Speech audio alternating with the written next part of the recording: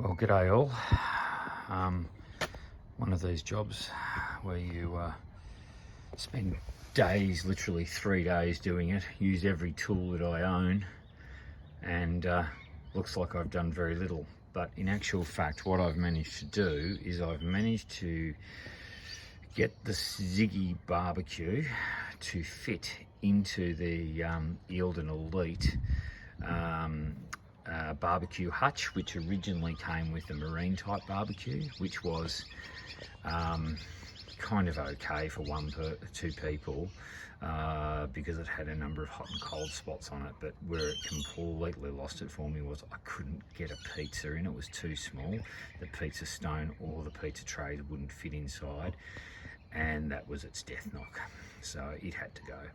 So I had this hutch here, which housed the previous barbecue, as I said, and I wanted to retain it because the actual tunnel boot just keeps going all the way through there to the other side, and it's where I put my wheel chocks and my hoses and rattle gun to lift the legs down, and all that kind of crappy stuff.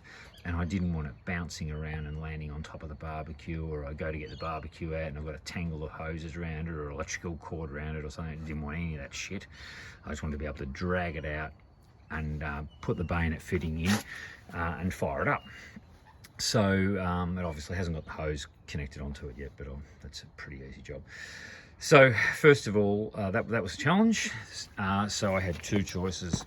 This little guy, who I really like, he's a really good little Barbie, or this guy. Now, this guy here would almost have gone in with some basic modification to the legs.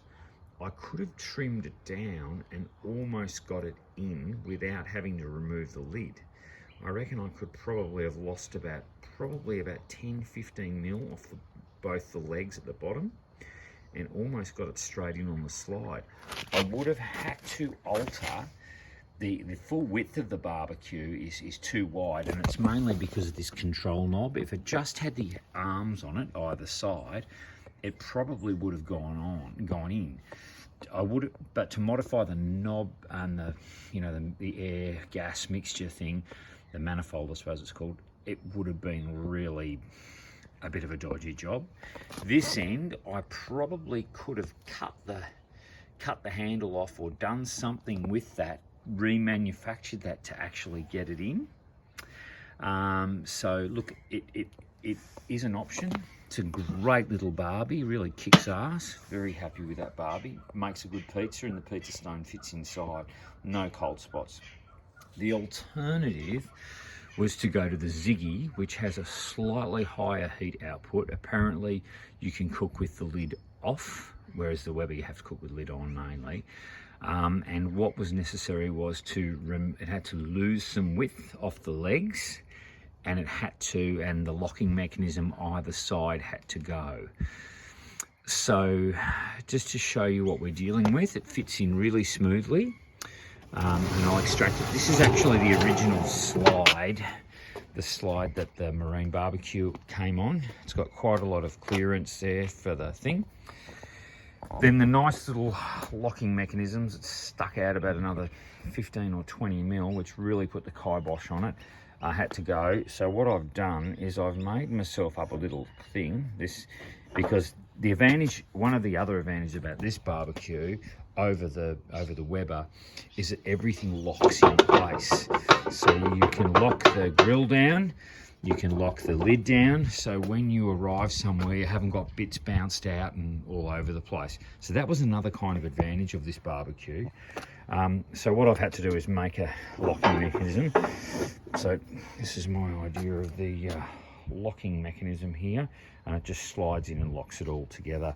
And when you want a barbecue, you can just imagine yourself putting it there. What I can also imagine myself doing is leaving it in there, like having a few beers, setting fire to the plastic around the outside of the thing. And yeah, so I'm hoping that doesn't come true, but yeah, it's a possible outcome.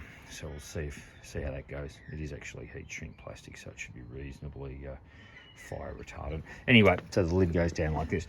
So all good, it all fits in. Just, I reckon I probably have about maybe 3 mil at the back of the barbecue, and I've probably got about 3 to 4 mil at the front of the barbecue. So it's tight.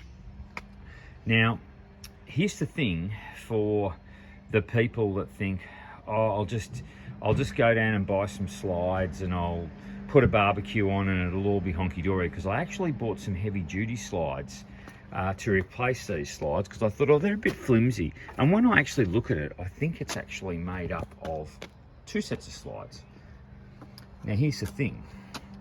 The slide is 450 mil long, but the slide comes out nearly 700 mil. So it's what's called 150% draw slide. Now, to replace those 150% draw slides that the Caravan came with, you're looking at about $400 for the pair. So they're not cheap. So henceforth, why I didn't just quickly drill the legs onto some new slides and away I went. I had to reuse the existing ones. Then also you'll see I've pissed off the Ziggy legs, refabricated them, as I've said, and yeah, and it all works rather well. It's mainly there was a lot of fiddling around and mucking around with all the measurements and getting it all right, but I'm pretty happy that it's worked the way it has.